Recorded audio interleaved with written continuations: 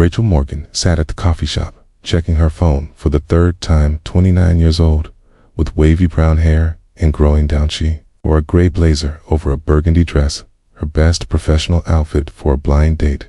She was already regretting her college roommate had set this up. He's perfect. Jan had said single dad, but don't let that scare you. He's amazing. Rachel wasn't scared of single dads. She was scared of wasting another evening with someone who wouldn't show up, or it'd be nothing. Like the scribedor would spend the whole time on his phone. She was about to text Jen and bail when a man rushed in early. 30s, with brown hair, slightly disheveled, wore jeans and a gray t-shirt, looked apologetic. "Rachel," he said breathlessly, "I'm so sorry. I had a babysitter situation. Are you Owen?" "Yes, I completely understand if you want to leave. I know I look like a mess." Rachel surprised herself by saying, "Sit down. Let me at least hear the babysitter story." Owen ordered coffee. "My daughter, Harper," he explained. "She's 6. The babysitter I had lined up got sick. My neighbor agreed to watch her last minute, but Harper has this thing where she gets anxious with new people. Had to do this whole negotiation. Promised her I'd be back in exactly 2 hours, so he checked his watch. 1 hour and 47 minutes. Rachel laughed despite herself. "That's very specific." "Harper is very specific," Owen said, smiling. "She's probably the most organized 6-year-old you'll ever meet. Makes lists, plans, everything. Gets that from her mother." "Is her mother?" Rachel started, then stopped. "She passed away," Owen said, "when Harper was 3 car accident. It's been just us for 3 years. I'm so sorry." "Thank you." They talked for 45 minutes. By work, Owen was a high school history teacher. By life, Rachel was an architect. By grief and hope and trying again. "I should probably get back," Owen said, checking his watch again. "Harper will time me. She literally has a timer." "That's adorable." "It's terrifying," Owen said, but he was smiling. "Can I see you again?"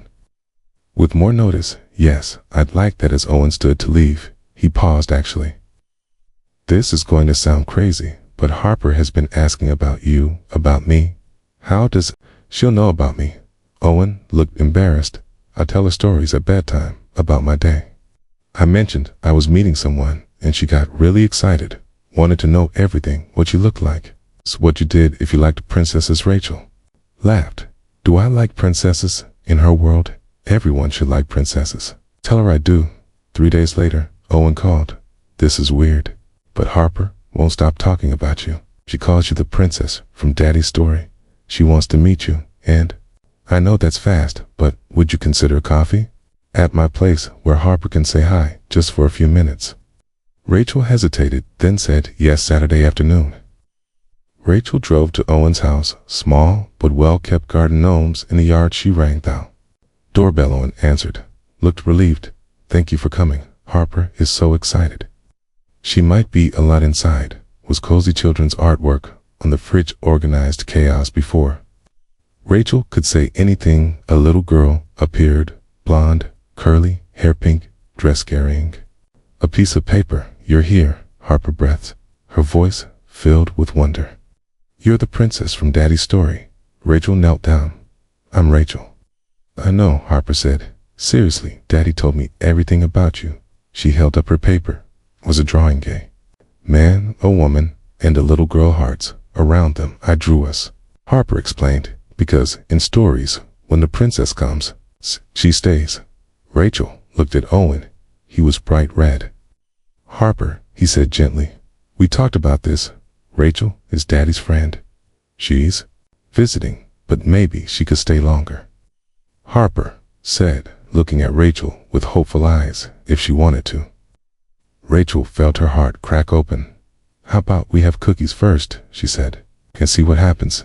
They sat at the kitchen table, Harper between them, telling Rachel about her school, her best friend, Maya, her collection of stuffed animals. "This is Scout," Harper said, showing Rachel. "A worn teddy bear Mommy gave him to me. He's special. He's very special." Rachel agreed.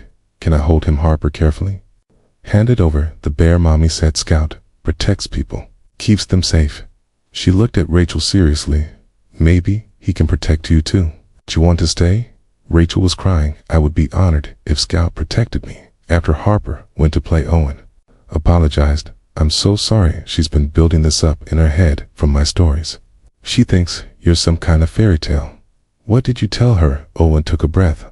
I told her about meeting you, how you were kind when I was late, how you laughed at my jokes, how you made me feel like maybe I could do this dating again.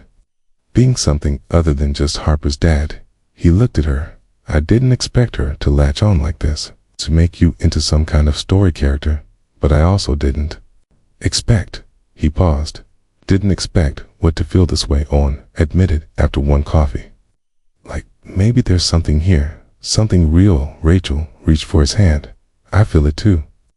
Over the following months, they dated always, including Harper Park, visits, movie nights, museum trips. Rachel learned to navigate Harper's list, her schedules, her needs, and found she didn't mind 6 months after that first coffee shop meeting. Owen asked Rachel to dinner at his house. Harper helped cook. We made your favorite, Harper announced when Rachel arrived. Spaghetti.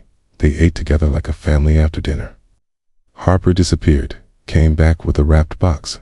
This is for you, Harper said, handing it to Rachel. From me and Daddy. Rachel opened it. Inside was a key. It's to our house, Owen explained. Harper and I talked about it. We want you to have your own key so you can come over whenever. Not just when we plan it. He knelt down. And we want to ask you something. Harper knelt beside him. Will you stay? They said. Together. Not just for dinner, Owen continued, but for real. Will you move in, be part of our family? Rachel was sobbing. Yes. Harper hugged her. I knew you would stay. 'Cause you're the princess from the story, and princesses always stay 1 year. Later, Owen proposed to the same coffee shop where they met. Harper was there holding a sign that said, please say yes. Rachel said yes, their small wedding.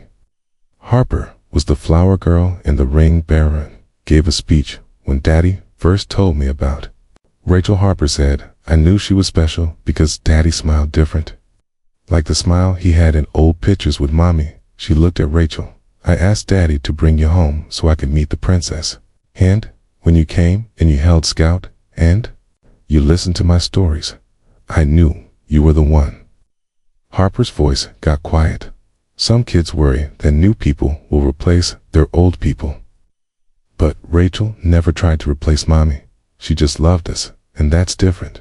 That's better. Rachel stood, hugged Harper. When I met your daddy, Rachel said, I thought I was going on a blind date, but I walked into a story about a little girl and her father who had survived loss and were building a life. She looked at Owen. You invited me into that story. Let me be part of it, and that's the greatest gift, not being the princess, but being your family. Owen spoke last. I told Harper a story once he said about meeting someone special.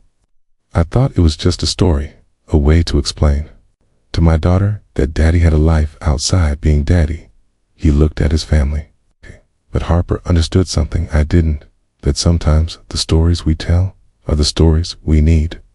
We needed Rachel before we even knew her, and she came and stayed. Years later, Harper would tell people, I knew Rachel was the one from Daddy's story, because when she came over that first time, she asked to hold Scout Mommy's bear, and she held him so gently, like she understood that some things are precious.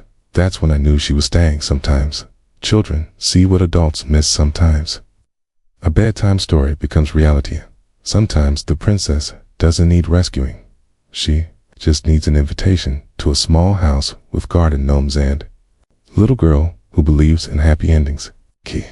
This story touched your heart. Please like and share it with someone who believes in the wisdom of children and second chance love. Subscribe for more stories about families formed by choice. Comment and tell us about a time when a child's insight changed your perspective. Your story might inspire someone today.